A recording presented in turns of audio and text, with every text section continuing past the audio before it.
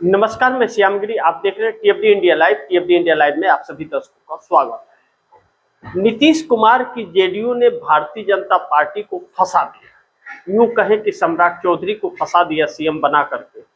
तो इसमें किसी को शक नहीं होना चाहिए। अब सम्राट सरकार को बहुमत साबित करना है। कब? 24 अप्रैल को। लेकिन बहुमत साबित करने के लिए उन्हें नीतीश कुमार का साथ चाहिए। सम्राट चौधरी सीएम बनने के बाद कहे कि नीतीश कुमार के ही आदर्शों पर, उन्हीं की राह पर सरकार चलेगी।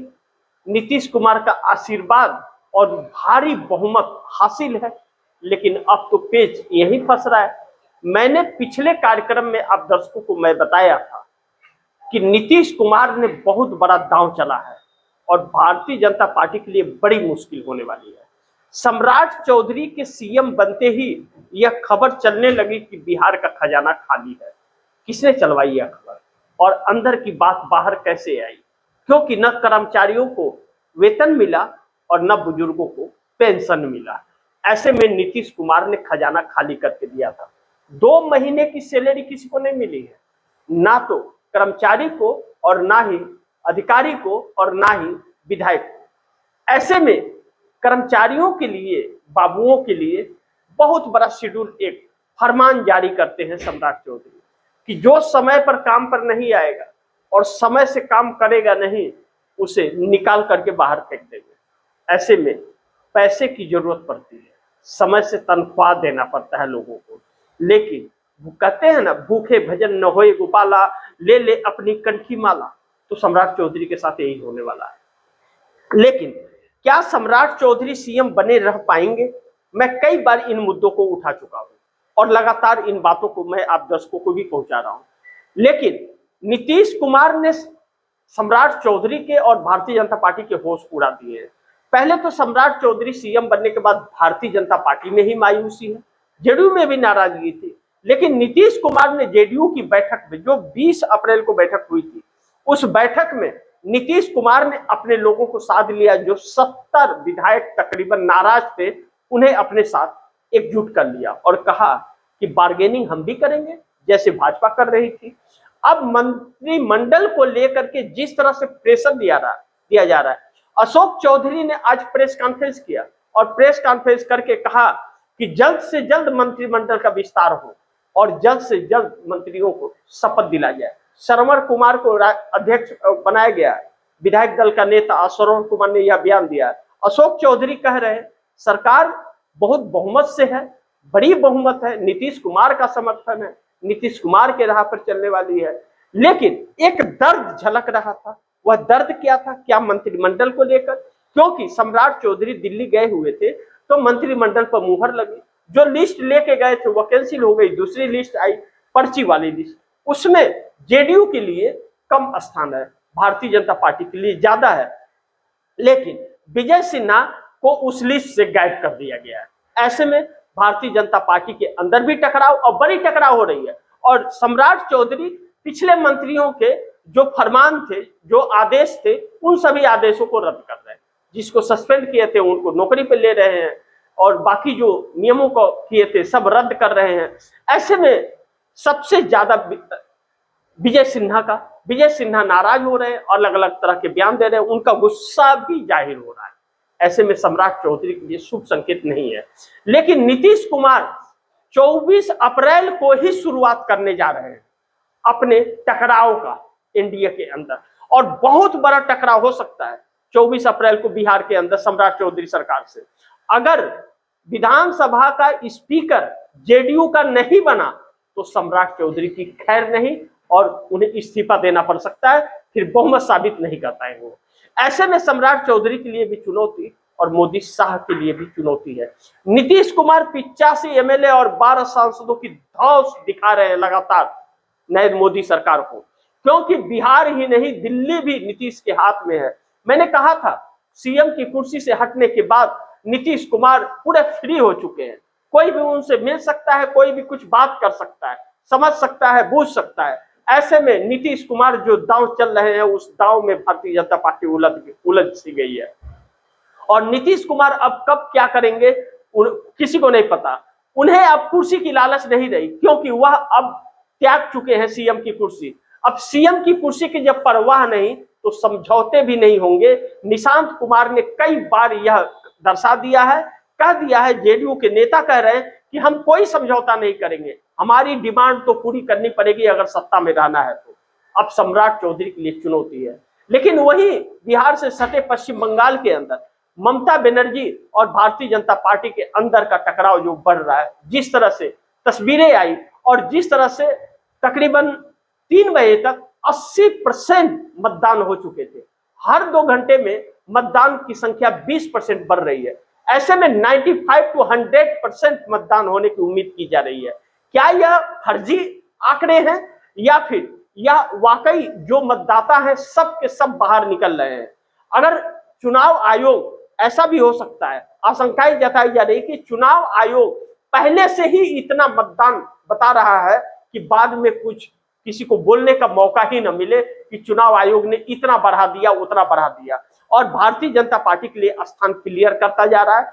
कुछ भी हो सकता है, क्योंकि लावारिस ईवीएम मशीन जो पश्चिम बंगाल में मिली स्कॉर्पियो के अंदर, और वहां पर भारतीय जनता पार्टी नेता के गाड़ी भी खड़ी थी, बहुत बवाल कटा।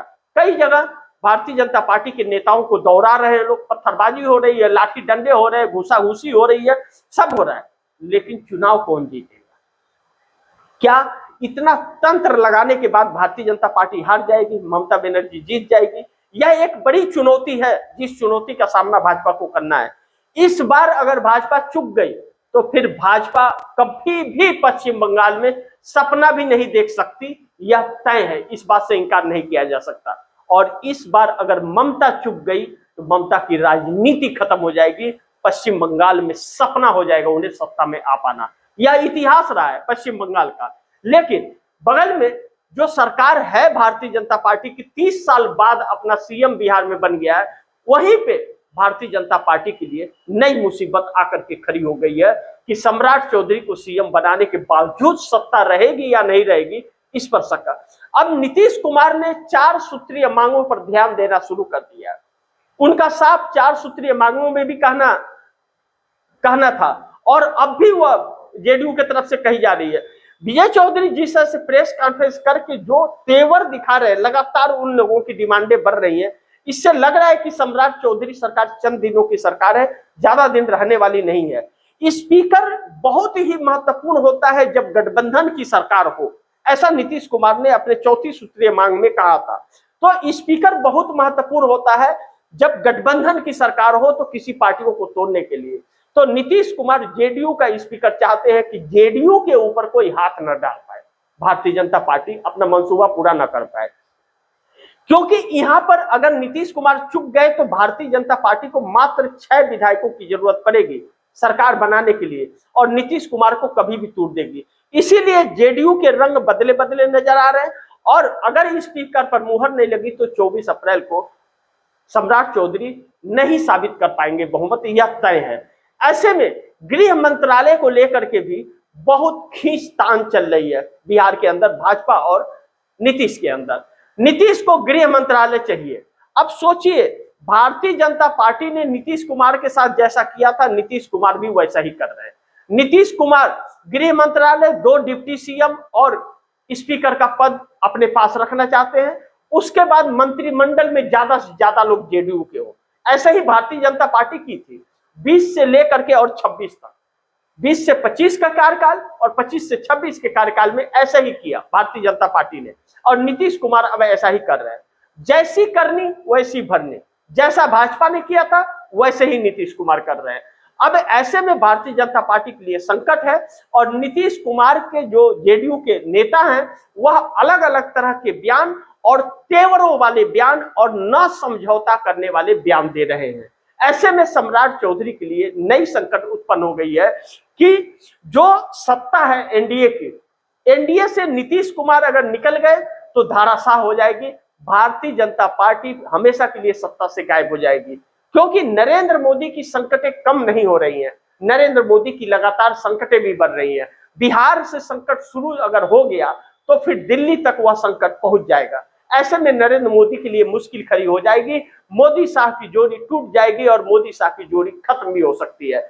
ऐसे में नीतीश कुमार की शर्त मानने को भी तैयार नहीं भारतीय जनता पार्टी में है, इसीलिए टकराव बदल रहा है। जेडीयू की तरफ से एक चीजें और कही जा रही है कि जल्द से जल्द मंत्रिमंडल का विस्तार हो। विधायक दल के नेता श्रवण कुमार ने यह बयान दिया है कि सम्राट चौधरी जल्द से जल्द मंत्रिमंडल का विस्तार करे और शपथ दिलाए, इसे ज्यादा देर तक टाला न जाए। यानी कि जो भारतीय जनता पार्टी सोच रही थी कि पश्चिम बंगाल चुनाव परिणामों के बाद बिहार का होगा विस्तार, वह होने वाला नहीं है, जल्द से जल्द करना पड़ेगा और 24 तारीख को बहुमत साबित करने के बाद तुरंत करना पड़ेगा।